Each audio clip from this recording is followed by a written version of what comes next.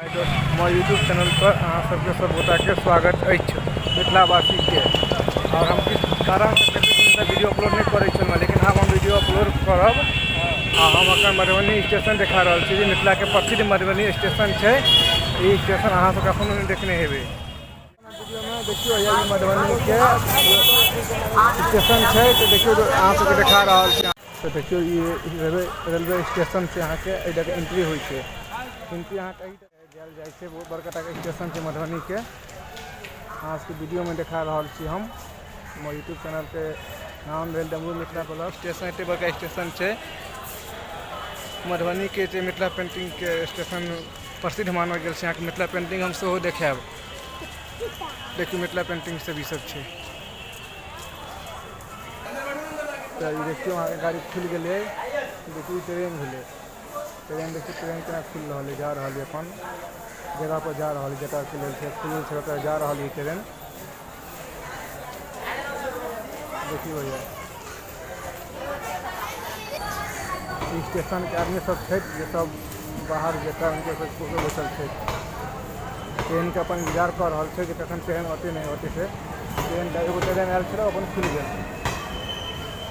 देखिए भैया ये आदमी सब है अपन जाए के लिए बैठल है, जो सब बाहर जता अपन ट्रेन के इंतजार में है।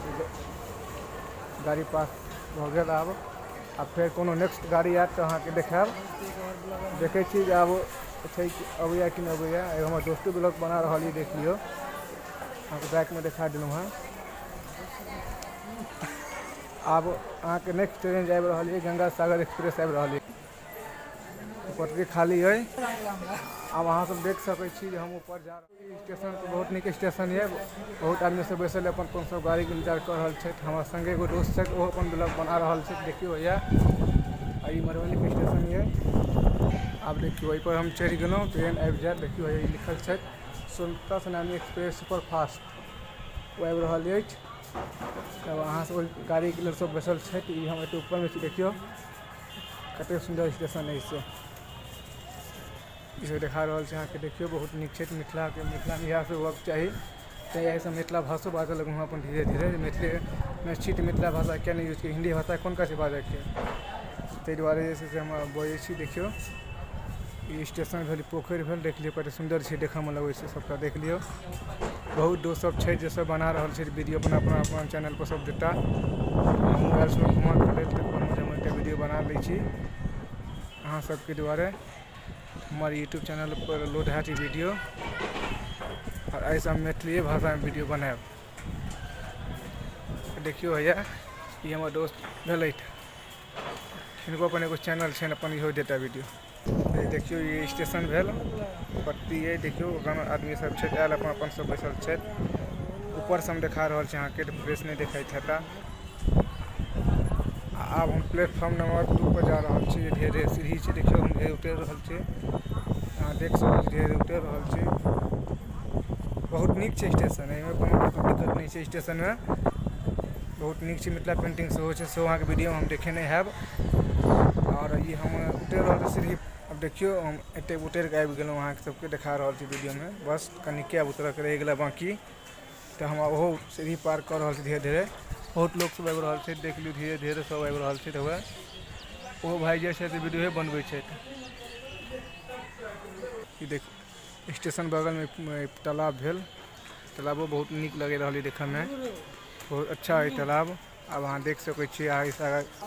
धीरे धीरे हम उतर रहा छी। अब देखियो बच्चों सब है, सब देखियो सब अपन जा रहा है। धीरे धीरे हम उतर रहा है सीढ़ी पर से। अब अहाँ के देखा रहा छी स्टेशन एहि कात भेल प्लेटफॉर्म नंबर 3। ई पटरी भेल 3 नंबर प्लेटफॉर्म भेल।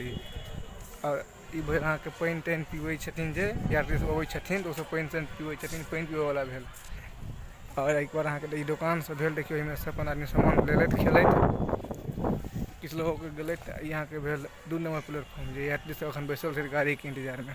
ई सब बैसल छै गाड़ी के इंतजार में, जे गाड़ी औते सब जेता बाहर अपना रोजी रोटी में। देखियो ये 2 नंबर प्लेटफॉर्म भेल। देखियो ट्रेन आवे वाले स्वतंत्रता सेनानी ये दिल्ली जात, तो दिल्ली के जात वो जा रहा है। पहले सब यात्री सब बैसल है। देखियो देख लियो अहाँ। और अहाँ के स्टेशन देखा तालाब ये तालाब बहुत अच्छा है देखे में लगे। ये स्टेशन के देखिए फूल सब लागल है, बहुत खूबसूरत बढ़िया लग रहा है देखे में। स्टेशन पर लागल है और देखियो यहाँ का एगो चीज और दिखा रहा छी। ये देखियो ये यहाँ के बना लेलहुँ, वहाँ से दुआरे हम थाकि गेलहुँ, कहूँ जब बैस के कनी रेस्ट कर लै छी। फोटो तो नहीं दिखा सकब, तो स्टेशने दिखा रहा छी कि हमारा मोबाइल ये बहुत खराब मोबाइल है, यही से यूट्यूब वीडियो अपलोड करे छी। तो की करब, तो मोबाइले हैंग भ जाए हमारे बीच बीच में, इस दुआरे हम नहीं देखा। हमारे दोस्तों है जो बैसल है, फोटो